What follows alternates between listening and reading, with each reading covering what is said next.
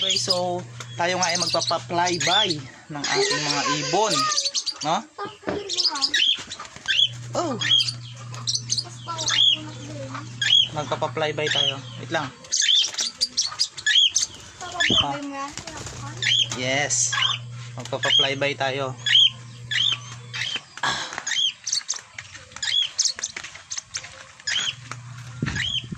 Susubukan natin kung gaano ba sila kagaling. Okay, unahin natin si Sunny.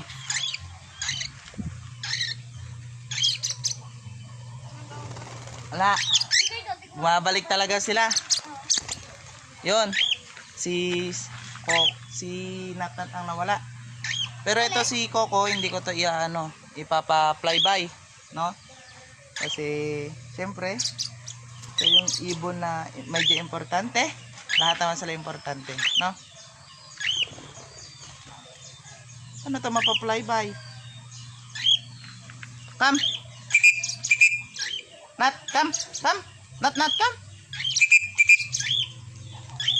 Good word. Magpapa-flyby nga tayo eh. Ayaw naman nila bitaw.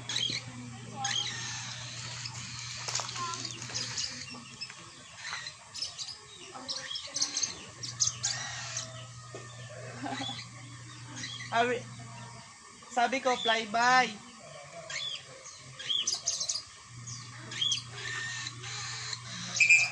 Come. Sunny, come. Good bird. Good bird. Come, Sunny, come. Good word. Good word. Gusto niyo palagi dyan sa ulo ko. Why? Good bird.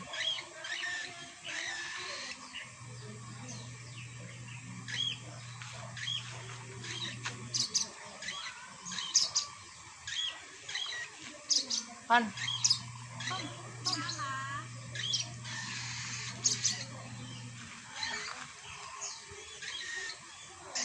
Oh. Okay, laglag si Coco. May tayo magsiliparan. Ba't ayaw niya magsiliparan? Maglaro ka naman ng tubig. Come here.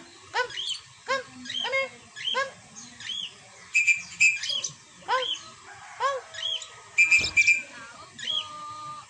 Good boy.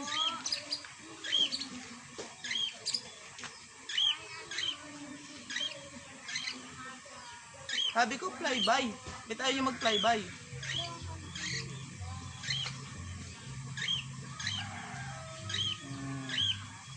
Ang ingay mo, Coco.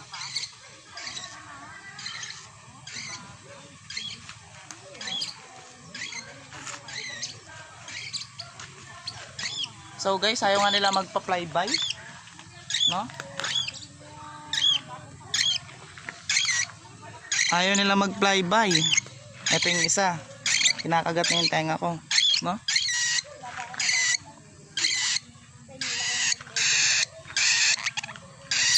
Ang kukulit nila.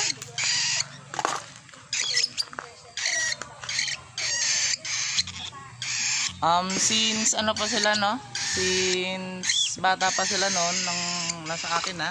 Kaya siguro ayaw nila umalis, no? 3 months silang tatlo. 3 months. 3 weeks silang tatlo.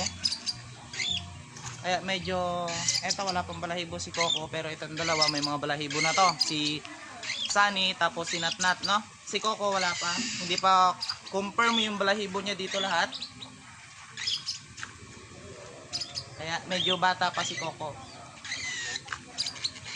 Incoming 1 month si Sunny. Ito si Sunny, tapos si Natnat. Siguro pag pinalipad ko ng malayo pa rin, babalik pa rin siguro, no? Malalaman natin kung babalik pa sila o hindi. Sana bumalik, hindi sila nagpa-flyby eh. Good bird.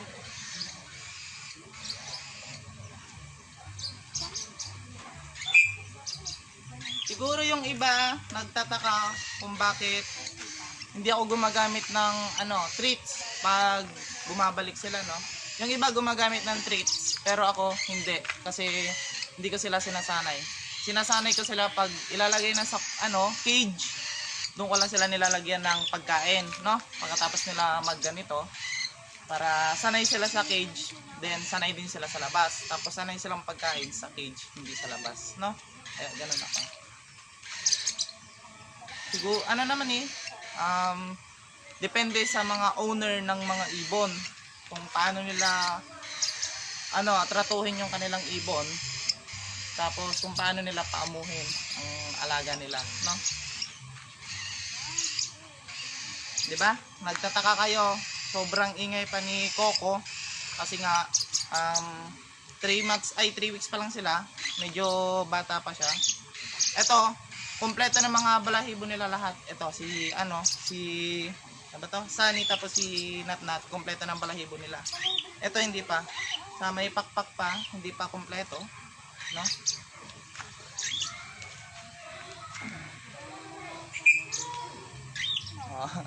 Bumabalik talaga sila. Ito, gumagamit ako nito para sa emergency whistle, para kapag medyo nakakalayo sila, no? Pag nakakalayo sila, kailangan natin silang tawagin kasi may pagkakataon na rin na nag-flyby si Natnat, tapos si Coco, nag-flyby na rin sila. Pero naagapan naman sila nitong emergency whistle. Importante ito sa mga mahilig mag-ibon. Ako kasi newbie pa lang ako sa pag-alaga ng ibon. Since elementary ako, nagsimula na ako mag-alaga ng ibon. Nagsimula ako sa Chinese bird hanggang sa napunta ako sa mga ganitong ibon, no? Kaya naman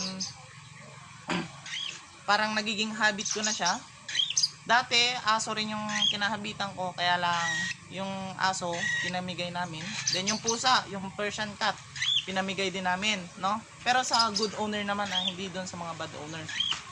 Pero ito, hindi ko to ipamimigay kahit kanino. Siyempre, simula bata sila ako na nagpakain, nag-alaga, no? Gumigising ako ng gabing-gabi, alas 12 ng gabi para lang magpakain sa nila kasi maingay sila pag alas 12 ng gabi. Kaya lang sanay sila sa syringe, hindi sila sanay sa mga tuka-tuka, no?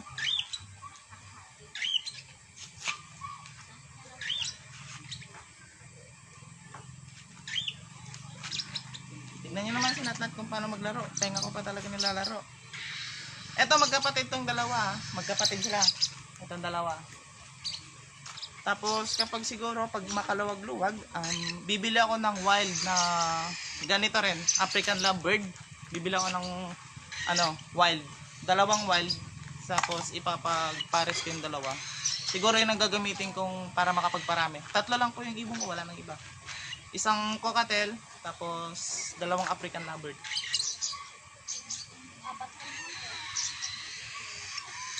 Ito siguro pag nag 1 year si Coco, doon ko lang siya bibilhan ng magiging kapares niya.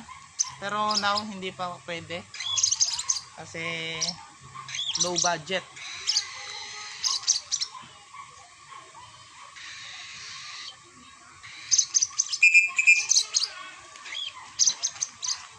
Papansin nyo naman, sanay na sanay sila sa whistle ko, emergency whistle. Tapos ang kinahiligan nila kapag pumapatong sila sa akin ay yung necklace ko, yun ang ginagamit nilang laruan. Kaya minsan kinakabahan ako baka maputol nila yung necklace ko. Itong necklace ito is importante, kaya iniingatan ko rin. Same sila. Diba? Kaya guys, hanggang doon muna ang update ko. Tapos update ko kayo sa next kapag kapag pinalabas ko ulit sila. Okay? Bye bye guys.